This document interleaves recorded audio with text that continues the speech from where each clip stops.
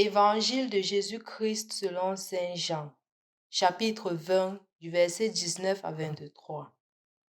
C'était après la mort de Jésus. Le soir venu, en ce premier jour de la semaine, alors que les portes du lieu où se trouvaient les disciples étaient verrouillées par crainte des Juifs, Jésus vint et il était là au milieu d'eux. Il leur dit: La paix soit avec vous. Après cette parole, il leur montra ses mains et son côté. Les disciples furent remplis de joie en voyant le Seigneur. Jésus leur dit de nouveau: La paix soit avec vous. De même que le Père m'a envoyé, moi aussi, je vous envoie. Ayant ainsi parlé, il souffla sur eux et il leur dit: Recevez l'Esprit Saint. À qui vous remettrez ses péchés, ils seront remis. À qui vous maintiendrez ses péchés, ils seront maintenus. Au nom du Père et du Fils et du Saint-Esprit. Amen. Loué soit Jésus-Christ. Chers frères et sœurs dans le Christ, bonne fête de la Pentecôte, de la descente de l'Esprit Saint sur les apôtres, la descente de l'Esprit Saint sur toi et sur moi. Avec cette fête, l'Esprit Saint est démocratisé. Ce n'est plus l'apanage de quelques personnes, c'est l'apanage de tout le monde parce que de par le baptême, nous avons reçu l'Esprit Saint. Et cet Esprit Saint-là s'est confirmé à travers le sacrement de la confirmation que nous avons reçu. Dans certaines paroisses, il y aura le sacrement de la confirmation. L'Esprit Saint viendra sur vous. Et de ce fait, chers frères et sœurs dans le Christ, c'est pour cela qu'on célèbre une commémoration. La commémoration a trois pans. Cela a un pan du passé, le présent et le futur. Le passé parce que on célèbre ce qui s'est passé le jour de la Pentecôte, 50 jours après la résurrection. L'Esprit Saint est effectivement descendu sur les apôtres et nous célébrons cet événement qui est passé. Mais ce n'est pas un événement passé qui reste dans le passé. C'est un événement passé qui s'actualise. Un peu comme la fête du 20 mai que nous avions célébré il y a de cela quelque temps, n'est-ce pas? C'était un événement passé qui est resté dans le passé. On ne célèbre plus la réunification aujourd'hui. On se rappelle seulement de ce qui s'est produit il y a de cela quelques années ou plusieurs années. Différent de la Pentecôte où ce même esprit qui est descendu sur les apôtres il y a de cela des milliers d'années descend encore sur les chrétiens aujourd'hui. Donc c'est une Pentecôte qui s'est produite dans le passé mais qui est encore présent parce que l'Esprit Saint descend encore sur nous. Le même esprit qui est descendu sur les apôtres descend sur chacun d'entre nous. C'est pour cela, chers frères et sœurs dans le Christ, que ce jour n'est pas un jour comme tout autre jour. C'est un jour qui est réel et présent et qui est important et qui est une grande signification. Le troisième aspect de la Pentecôte ou du moins de la commémoration, c'est que c'est un événement qui est aussi futur dans la mesure où avec la parousia, tout atteindra sa plénitude.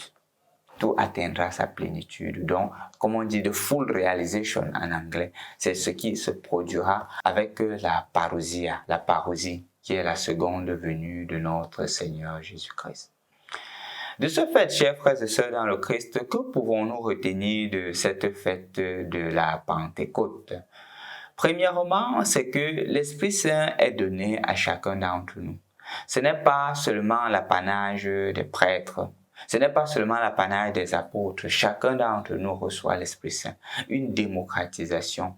Et donc, la mission de l'Esprit Saint, c'est justement de parler le langage de Dieu. Quand Jésus le disait il y a de cela quelque temps, je vous enverrai un consolateur. Il vous conduira vers la vérité tout entière. Il parlera, il vous fera comprendre tout ce que je vous ai dit. C'est pour nous faire comprendre que l'Esprit Saint nous aide à comprendre le langage de Dieu et à parler le langage de Dieu. C'est pour cela que dans la première lecture, il y a une opposition entre l'esprit qu'ils reçoivent, qui leur permet de parler en langue, qui est différent de langue qui était parlée dans la tour de Babel.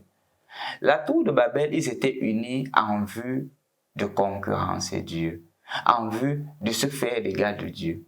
Maintenant ici, ils sont unis pas parce qu'ils parlent la même langue, mais parce qu'ils parlent le langage propre qui est le langage de l'amour, en vue de former une communion autour de Dieu.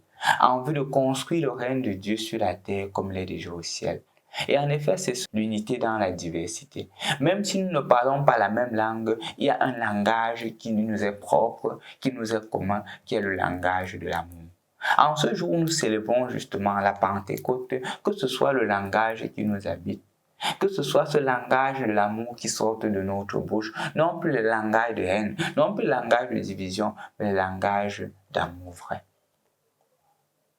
Deuxièmement, chers frères et sœurs dans le Christ, remarquons que c'est aussi l'Esprit Saint qui permet aux prêtres, qui permet aux évêques de pardonner les péchés.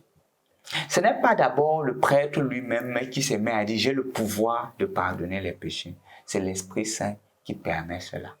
Comme nous l'écoutons dans l'évangile d'aujourd'hui, recevez l'Esprit Saint. C'est l'Esprit Saint que nous avons reçu qui nous permet de dire « tout homme à qui vous pardonnerez les péchés lui seront pardonnés ». D'où le sacrement de la réconciliation.